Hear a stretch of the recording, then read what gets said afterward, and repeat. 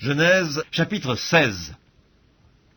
Saraï, femme d'Abram, ne lui avait point donné d'enfant. Elle avait une servante égyptienne nommée Agar.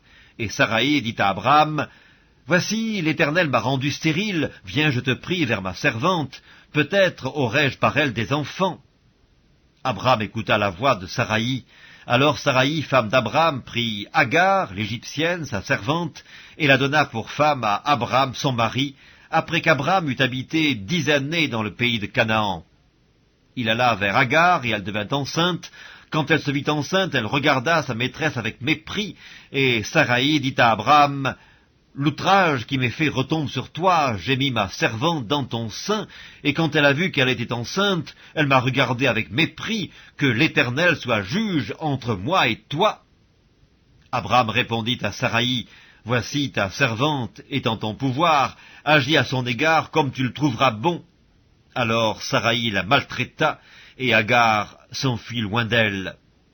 L'ange de l'Éternel la trouva près d'une source d'eau dans le désert, près de la source qui est sur le chemin de Chour.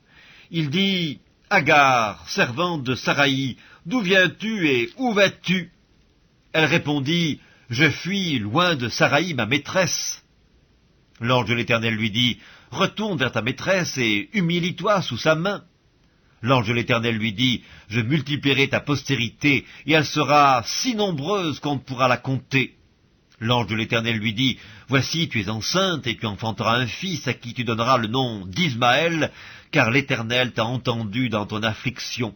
Il sera comme un âne sauvage, sa main sera contre tous, et la main de tous sera contre lui, et il habitera en face de tous ses frères. » Elle appela Ata El-Roi, le nom de l'Éternel qui lui avait parlé, car elle dit, « Ai-je rien vu ici après qu'il m'a vu ?» C'est pourquoi l'on a appelé ce puits le puits de Lacaï-Roï. Il est entre Kadès et Bared. Agar enfanta un fils à Abram, et Abram donna le nom d'Ismaël au fils qu'Agar lui enfanta.